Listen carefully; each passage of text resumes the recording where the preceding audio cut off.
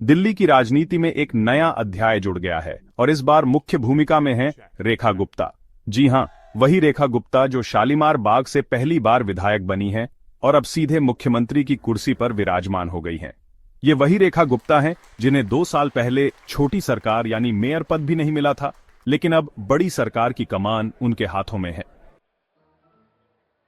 रेखा गुप्ता का राजनीतिक सफर भी कम दिलचस्प नहीं है।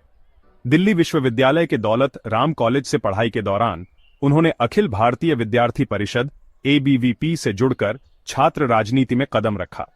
1995-96 में दिल्ली विश्वविद्यालय छात्र संघ DUSU की अध्यक्ष भी बनी, लेकिन असली मजा तो तब आया जब 2022 में उन्हें दिल्ली नगर निगम MCD के मेयर पद के लिए बीजेपी ने उम्मीदवार बनाया, लेकिन सफलता हाथ नहीं लगी।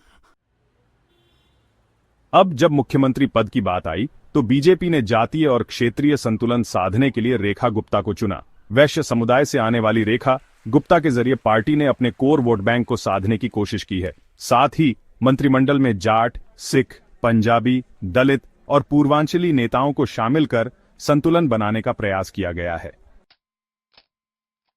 दिलचस्प बात यह है कि रेखा गुप्ता की 30 साल पुरानी एक तस्वीर सामने आई है, जिसमें वह कांग्रेस नेता अलका लांबा के साथ मंच साझा कर रही है। यह तस्वीर उनके छात्र राजनीति के दिनों की है, जब दोनों युवा नेता एक साथ सक्रिय थीं। तो दिल्ली की राजनीति में यह नया मोड़ कितना सफल होगा, यह तो समय ही बताएगा।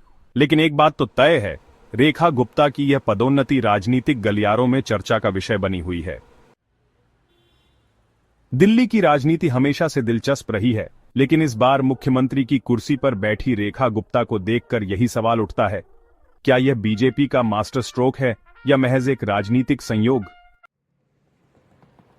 2022 में जब रेखा गुप्ता को दिल्ली नगर निगम का मेयर पद नहीं मिला था, तब किसी ने नहीं सोचा था कि कुछ ही सालों में वह मुख्यमंत्री बन जाएंगी। अब यह तो तय है कि राजनीति में धैर्य रखना चाहिए, क्योंकि कब कौन कहां से कहां पहुंच जाए, कुछ कहा नहीं जा सकता। रेखा गुप्ता के मुख्यमंत्री बनने के बाद अब नगर निगम चुनाव हारने वाले नेताओं को भी नई उम्मीद मिल गई होगी। मेयर नहीं बने, कोई बात नहीं, मुख्यमंत्री बनने की तैयारी करो। अब सवाल यह उठता है कि मुख्यमंत्री बनते ही रेखा गुप्ता किन मुद्दों को हल करेंगी?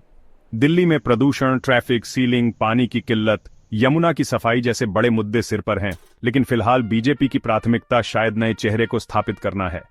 राजनीतिक विश्लेषकों का मानना है कि रेखा गुप्ता को असली ताकत RSS और बीजेपी हाईकमान से मिल रही है और उनकी भूमिका अभी प्रतीकात्मक हो सकती है। बीजेपी का महिला सशक्तिकरण कार्ड खेलना कोई नई बात नहीं है, लेकिन सवाल यह है कि क्या रेखा गुप्ता को वाकई स्वतंत्र रूप से फैसले लेने की छूट मिलेगी या फिर वे भी केवल हाईकमान के निर्देशों पर चलने वाली एक नेता बनकर रह जाएंगी? सोशल मीडिया पर इस फैसले को लेकर जमकर मीम्स भी बन रहे हैं। कुछ लोग इसे राजनीति का करिश्मा बता रहे हैं, तो कुछ इसे पॉलिटिकल जुगाड़ कह रहे हैं।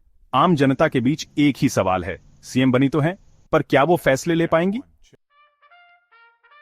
बीजेपी की नजर अगले चुनावों पर है और रेखा गुप्ता को मुख्यमंत्री बनाना एक बड़ा रणनीतिक कदम माना जा रहा है।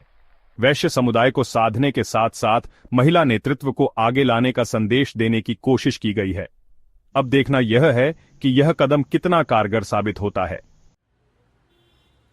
दिल्ली में नई सरकार के साथ नए समीकरण भी बनने वाले हैं, लेकिन असली सवाल यह है, रेखा गुप्ता क्या अपनी पहचान एक सशक्त मुख्यमंत्री के रूप में बना पाएंगी या फिर यह सिर्फ एक चुनावी रणनीति भर रह जाएगी? जवाब तो आने वाले दिनों में ही मिलेगा।